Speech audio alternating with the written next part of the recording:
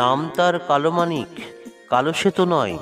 কি করে যে নাম তার কালো মানিক হয়, গুণের তার নেই গো কোনোই তুলনা।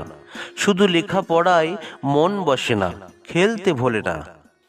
পশু পাখি সবাই তাকে এক ডাকেতেই চেনে, সকল কাজে তাকেই যে চায় পাড়ার সবাই জানে।